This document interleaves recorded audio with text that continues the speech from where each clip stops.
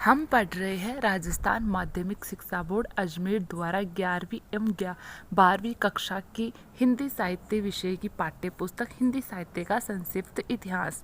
और इसके अंतर्गत हमने राम भक्ति काव्य धारा के प्रमुख कवियों का अध्ययन कर लिया है। और आज की क्लास में हम राम भक्ति काव्य धारा की विशेषताएं देखेंगे और कृष्ण भक्ति काव्य धारा को भी पढ़ेंगे। अगर आप चैनल पर नए हैं और अब तक आपने चैनल को सब्सक्राइब नहीं किया है तो ज़रूर सब्सक्राइब कर ले, वीडियो को लाइक कर ले और अपने दोस्तों में शेयर भी कर दे।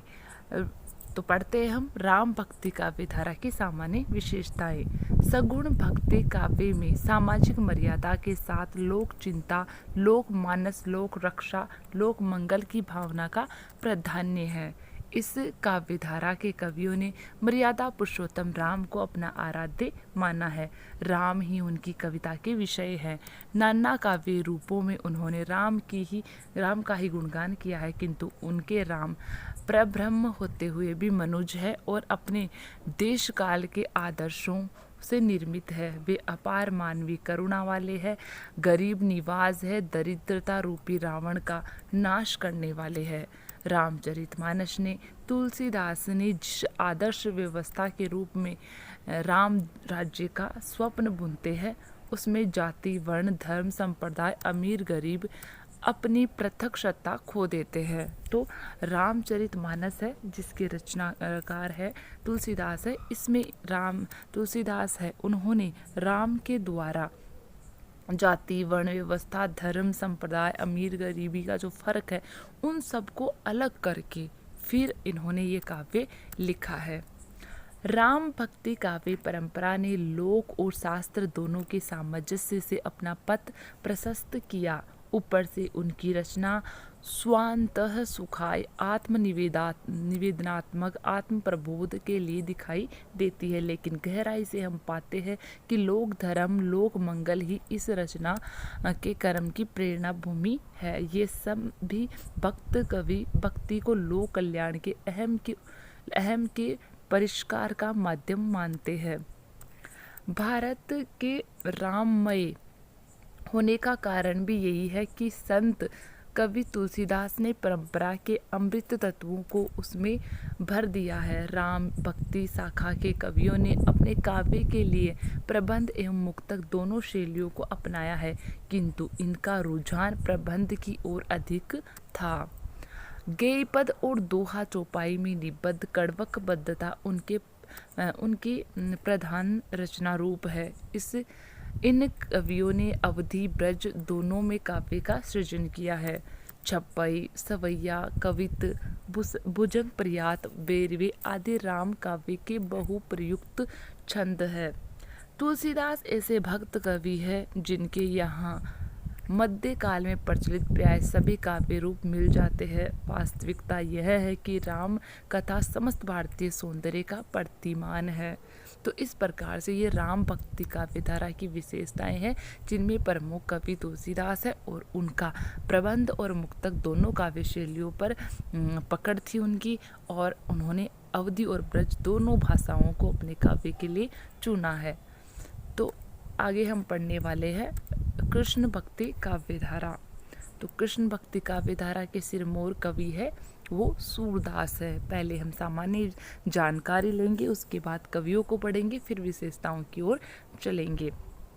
भारतीय परंपरा में राम और कृष्ण दो ऐसे विशिष्ट चरित्र हैं जिसने संपूर्ण रचनाशीलता को गहरे स्तर पर प्रभावित किया है। बिल्कुल किया है, क्योंकि भक्त कवियों ने राम पर भी काव्य लिखा है और कृष्ण से भी संबंधित काव्य लिखा है। तो सबसे ज़्यादा काव्य है जो धार्मिक काव्य है वो राम और कृष्ण के ऊपर ही लिखा गया। इसलिए इन्होंने जो भक्ति काल है उसका जो रचनाशीलता थी या रचना का जो क्षेत्र था उसको बहुत अधिक प्रभावित किया है।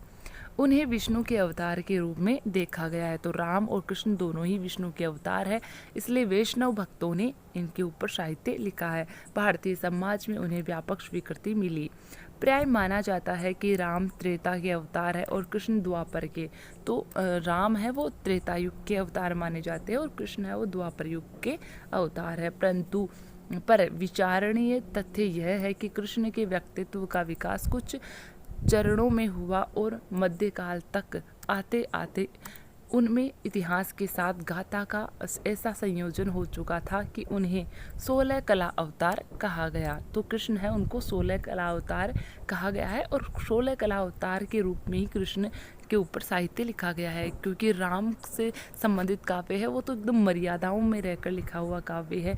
मर्यादा पुरुषोत्तम राम के रूप में उनको परिभाषित किया गया, जबकि कृष्ण है उनमें चंचलता भी दिखाई गई है, प्रेम भावुकता भी दिखाई गई है, अक्खड़ता भी दिखाई गई है। तो कृष्ण है उनका चंचल रूप भी हमें देखने को मिलता है, न केवल मर्यादा वाला रूप देखने को मिलता है। इसलिए वो 16 कला अवतार के रूप में वर्णित हुए हैं। भारतीय रचनाशीलता ने कृष्ण के बाल रूप से लेकर महाभारत तक के उनके व्यक्तित्व को उपयोग किया है। वे ऐसे चरित्र हैं जो केवल साहित्य तक सीमित नहीं है। नृत्य, संगीत, चित्र, मूर्ति, लोक समग्र रचना संसार में उनकी उल्लेखनीय उपस्थिति है। कृष्ण का चरित्र इतिहास के लंबे प्रवाह में रूपांतरित होता रहा है। महाभारत, भागवत, आलवार, संत, जयदेव, विद्यापति, चंडीदास से लेकर अष्टछापी कवियों, सूरदास आदि तक कृष्ण कथा का स्वरूप एक ही नहीं है। समय एवं कवि की अपनी दृष्टि कृष्ण को रूपांतरित करने में महत्वपूर्ण भूमिका निभाती है। इससे कृष्ण का बहुरंगी व्यक्तित्व निर्मित हुआ है। मूलतः कृष्ण भक्ति काव्य नारायण को नर की भूमिका में प्रस्तुत करता है और देवी के मानुषीकरण की प्रक्रिया को गति देता है। भागवत को भक्ति का प्रस्थान ग्रंथ स्वीकार किया जाता है, जहाँ कृष्ण लीला के उस मौजूद है, जो कृष्ण लीला है उसके उत्स भी मौजूद है, यानी कृष्ण लीला है उसके अवसर भी उसमें मौजूद है। राधा की अनुपस्थिति अवश्य आश्चर्य में डालती है। लगभग इसी समय 6वीं-9वीं शताब्दी के बीच तमिल आलवार संतों उनके पदों का संकलन दिव्य प्रबंधक है। तो ये इम्पोर्टेंट है कि तमिल में जो आलवार थे, आलवार का मतलब जो वैष्णव भक्त है कृष्ण के और राम के, विष्णु के जो उपासक है उनको आलवार कहा गया है। तो तमिल के थे ये। उनके जो पद है उनमें दिव्य प्रबंधक, ये उनकी रचना है, उनके पदों की जो रचना है या संकलन है वो दिव्य प्रबंधक के नाम से जाना जाता है। तो इसको याद कर लेंगे, जहाँ कृष्ण भक्ति को पूरी रागमयता में प्रस्तुत किया गया है। आलवार संतों की भक्ति भावनामयी है, पर भागवत को कृष्ण के अवतारी रूप का बराबर ध्यान है और उनमें ईश्वरत्व के संकेत निरंतर मौजूद है। ऐसा प्रतीत होता है कि इन दोनों रूपों के संयोजन से परवर्ती कृष्ण भक्ति काव्य विकसित हुआ। एक और कृष्ण का मानव रूप है जो उनकी लीलाओं के माध्यम से व्यक्त हुआ, दूसरी ओर उनके देवत्व के संकेत भी है। आगे चलकर वैष्णवाचार्यों रामानुज मध्य निम्बार्क विष्णु स्वामी ने भक्ति का प्रवृत्ति मार्गी दर्शन निर्मित किया एवं भक्ति के द्वार सभी जातियों के लिए खोल दिए। इससे कृष्ण के चरित्र को व्यापकता एवं लोकप्रियता मिली। कृष्ण भक्ति काव्य को दार्शनिक धरातल पर स्थापित करने के लिए निम्बार्क और वल्लभाचार्य का उल्लेख विशेष रूप से किया जाता है। तो कृष्ण काव्यधारा है या कृष्ण भक्ति संबंधित काव्य है, उसमें निम्बार्क और वल्लभाचार्य है, उनका उल्लेख है वो विशेष रूप से है, इनका काफ़ी योगदान रहा है। अब हम कृष्ण अनुयायियों को, कृष्ण के जो भक्त है या अनुयायी है उनको एक एक करके पढ़ेंगे। तो पहले है हमारे सामने निम्बार्काचार्य। निम्बार्काचार्य जी का जो समय है वो है 12वीं से 13वीं शताब्दी। निम्बार्क देव कृष्ण के अथवा वासुदेव को सर्वोपरि परब्रह्म मानते हैं, सत्य, चित्त और आनंद से संपन्न उनको मानते हैं। जो राधा भागवत में अनुपस्थित है वे निम्बार्क में महत्वपूर्ण स्थान पर है। तो निम्बार्क संप्रदाय है उसमें राधा का महत्व है, राधा का जो स्थान है वो सर्वोपरि माना गया है। इसलिए भागवत है, भागवत में राधा है उनका महत्व इतना नहीं है, उनको अनुपस्थित, बिल्कुल वो अनुपस्थित सी है। जबकि निम्बार्क संप्रदाय में आते आते उसको महत्वपूर्ण स्थान मिल जाता है। इससे कृष्ण भक्ति काव्य को नई गतिशीलता प्राप्त हुई। निम्बार्क संप्रदाय में यद्यपि प्रपत्ति अथवा शरणागति का भाव रामानुजाचार्य से साम्य रखता है, यानी कि जो रामानुजाचार्य है उसके समान ही इनका भाव है। यहाँ आग्रह प्रेम भाव पर है। जिस राधा के लिए प्राय ब्रह्म वेवर्त पुराण को आरंभिक प्रस्थान के रूप में स्वीकार किया जाता है, वह निम्बार्क संप्रदाय में विशिष्ट स्थान पर है। कृष्ण यदि सर्वेश्वर है तो राधा सर्वेश्वरी, और इस प्रकार दोनों की समान स्थिति है। यहाँ राधा और कृष्ण की युगल मूर्ति भी स्वीकृत है। इससे कृष्ण भक्ति काव्य के लीला प्रसंग को नई भंगिमा प्राप्त हुई। प्राय कहा जाता है कि कृष्ण भक्ति काव्य को नई दिशाओं में अग्रसर करने का श्रेय वल्लभाचार्य को है। तो जो निम्बार्क संप्रदाय है उसमें कृष्ण के साथ साथ राधा को भी बहुत महत्व दिया गया है, कृष्ण के बराबर ही महत्व दिया गया है। और उनका मानना है कि यदि राधा जी प्रसन्न हो गई तो कृष्ण अपने आप ही प्रसन्न हो जाएंगे, क्योंकि कृष्ण की प्यारी राधा है। वल्लभाचार्य जी का अध्ययन करेंगे। इनका समय है वो है 15वीं से 16वीं शताब्दी। वल्लभाचार्य ने कृष्ण भक्ति धारा की दार्शनिक पीठिका तैयार की। तो ये याद रखेंगे कि कृष्ण काव्य धारा की दार्शनिक पीठिका किसने तैयार की है, तो वल्लभाचार्य ने की है। और इसको आगे बढ़ाने का श्रेय है वो भी वल्लभाचार्य को ही जाता है। तैयार की। और देशाटन यानी कि देश में जगह जगह जाकर इन्होंने भ्रमण किया। देशाटन से इस भक्ति का प्रचार किया। श्रीमद् भागवत के व्यापक प्रचार से माधुर्य भक्ति का जो चौड़ा रास्ता खुला, उसे वल्लभाचार्य ने अपने दार्शनिक प्रतिपादन और प्रचार से उस रास्ते को सामान्य जन सुलभ बनाया। वल्लभाचार्य का जन्म 1477 ईस्वी में और देहांत 1530 ईस्वी में हुआ। वल्लभ का दार्शनिक सिद्धांत शुद्धाद्वैत है, जो शंकर के मायावाद का खंडन करता है। इम्पोर्टेंट है, इसको आप नोट कर लेंगे कि वल्लभाचार्य जी का जो दर्शन है, सिद्धांत है या दर्शन है, वो किस नाम से जाना गया? शुद्धाद्वैतवाद। तो शुद्धाद्वैतवाद के समर्थक या इसके जो प्रवर्तक है वो कौन है? वल्लभाचार्य है। और इन्होंने किसके विरोध में या किसकी प्रतिक्रिया में इसका प्रतिपादन किया है? तो शंकराचार्य का मायावाद है उसकी, या जो द्वैतवाद है, अद्वैतवाद है, उसके प्रतिक्रिया के रूप में इन्होंने ये किया है। तो शंकराचार्य का जो मायावाद है उसका खंडन किया इसके माध्यम से, क्योंकि शंकराचार्य ने कहा था कि ब्रह्म एक ही है, माया है और सब, तो वो बात है। इन्होंने माया को ब्रह्म की शक्ति के रूप में निरूपित किया, पर यह प्रतिपादित किया कि ब्रह्म उनके आश्रित नहीं है। वल्लभ के लिए कृष्ण ही परब्रह्म है, जो परमानंद रूप परम आनंद के दाता है। कल्पना की गई कि ब्रह्मा कृष्ण का जो अविकृत रूप है वह हर स्थिति में बना रहता है, वह शुद्ध अद्वैत है, यानी कि वह दो नहीं है, एक ही है, मगर वो शुद्ध है। रमण की इच्छा से वे नर रूप ग्रहण करते हैं, जहाँ मुख्य आश्रय जीव के सुख और कल्याण है।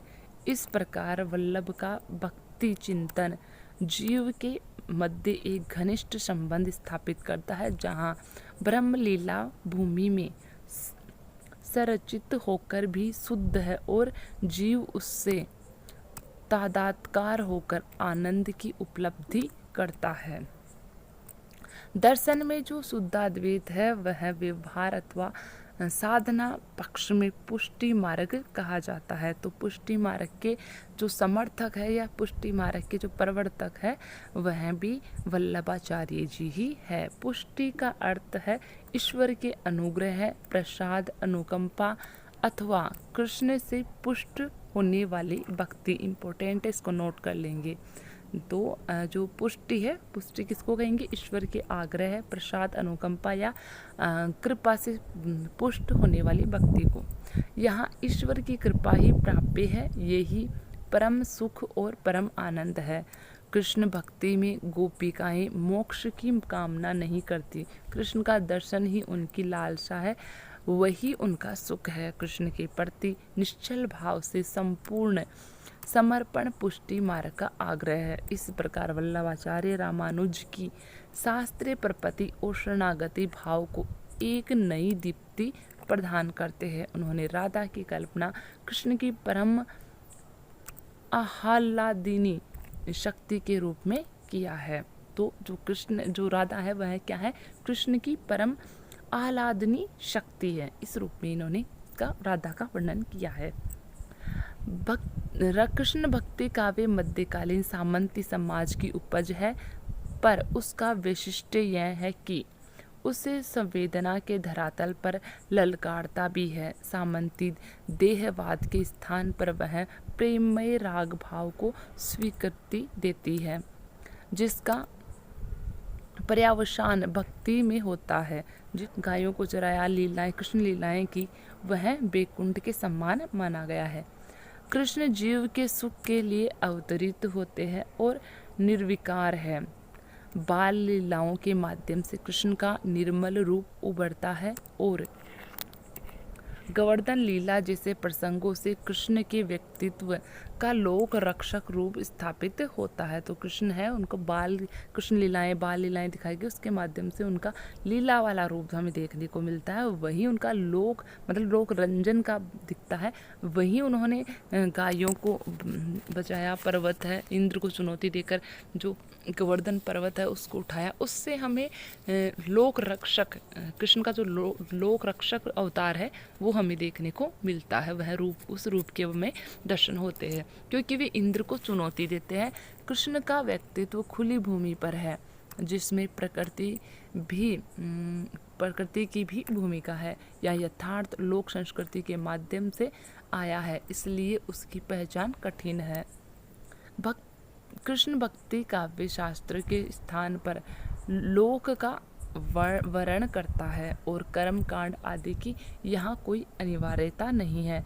उपास्य उपासक के मध्य सीधा संवाद इसकी विशेषता है। कृष्ण की जो लोक छवि लीलाओं के माध्यम से उभरती है वही उन्हें पूज्य बनाती है। इसलिए कवियों का आग्रह सगुण भक्ति पर है, जिसका आधार कृष्ण की विभिन्न लीलाएं, बाल जीवन, माखन लीला, वृंदावन विहार, रास आदि।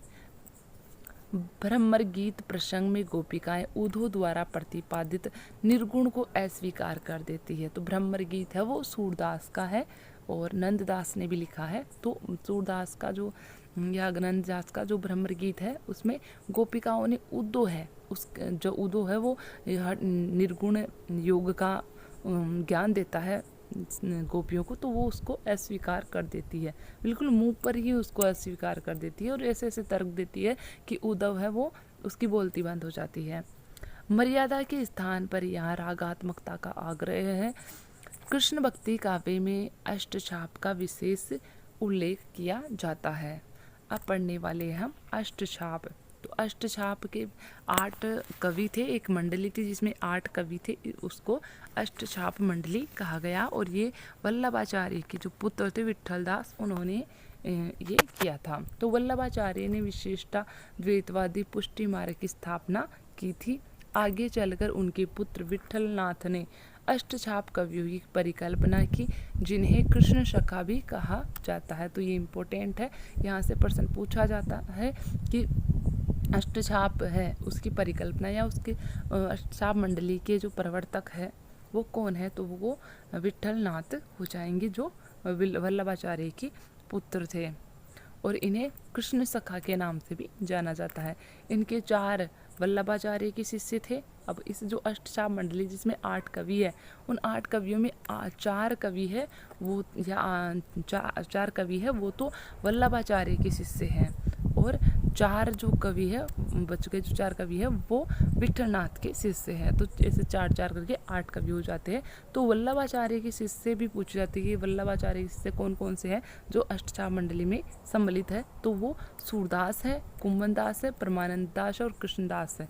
तो सारे दास है, कुंभन याद रख लेंगे। जितने भी दास आ रहे हैं वो सारे किस में आ जाएंगे, ये वल्लभाचार्य के शिष्यों में आ जाएंगे। तो सूरदास, कुंभन दास, परमानंद दास और कृष्णदास ये वल्लभाचार्य के शिष्य है और ये अष्टछाप मंडली में सम्मिलित है। फिर विठलनाथ के शिष्य हैं, तो 4 विठलनाथ के शिष्य है। कौन कौन से? नंददास है, नंददास का आप ध्यान रखेंगे, इंपॉर्टेंट है। नंददास है, गोविंद स्वामी है, चित्त स्वामी है और चतुर्भुज दास है। तो इनके नाम थोड़े अलग से हैं, तो ये वैसे भी याद हो जाएंगे।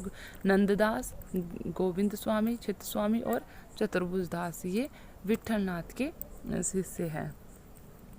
वल्लभ संप्रदाय में अष्टछाप कवियों का विशेष स्थान है। कहा जाता है कि जब गोवर्धन में श्रीनाथ जी की प्रतिष्ठा हो गई तब ये भक्त कवि अष्टछाप सेवा में संलग्न रहते थे। मंगलाचरण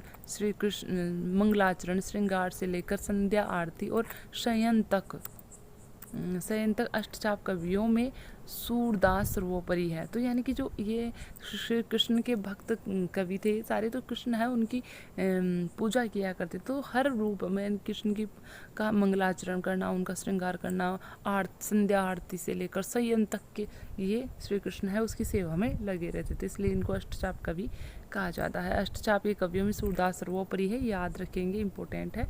जिन्हें भक्ति काव्य में तुलसी के समकक्ष माना जाता है। तुलसीदास आचार्य रामचंद्र शुक्ल के प्रिय कवि है, इंपॉर्टेंट है, याद रखेंगे ये भी कि आचार्य रामचंद्र शुक्ल के प्रिय कवि कौन है, तो सूरदास है, तुलसीदास है। तुलसीदास राम भक्त कवि है और ये भक्तिकालीन प्रिय कवि है आचार्य रामचंद्र शुक्ल के।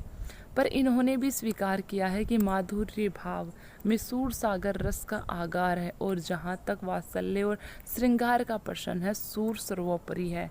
तो अष्टछाप कवियों में सूरदास सर्वोपरि तो है ही है, साथ ही साथ श्रृंगार का प्रश्न यानी कि वात्सल्य रस और श्रृंगार रस में माधुर्य भाव में जितना बेजोड़ रचना सूरदास ने लिखी है वैसे किसी ने लिखी, मतलब बेजोड़ रचना है ये। और वात्सल्य के तो सम्राट कहा है, वात्सल्य के तो सम्राट थे सूरदास, तो ये भी इम्पोर्टेंट है। वात्सल्य सम्राट किसको कहा गया? सूरदास को कहा गया। और ये कौन स्वीकार करता? तो ये आचार्य रामचंद्र शुक्ल स्वयं स्वीकार करते, जबकि उनके प्रिय जो कवि है वो तुलसीदास है, मगर फिर भी वो सूरदास है उनकी जो बुरी प्रशंसा है वो करते हुए नजर आते हैं। यहाँ हम इन अष्टछाप के कवियों और उनकी रचनाओं का संक्षिप्त परिचय प्रस्तुत करेंगे।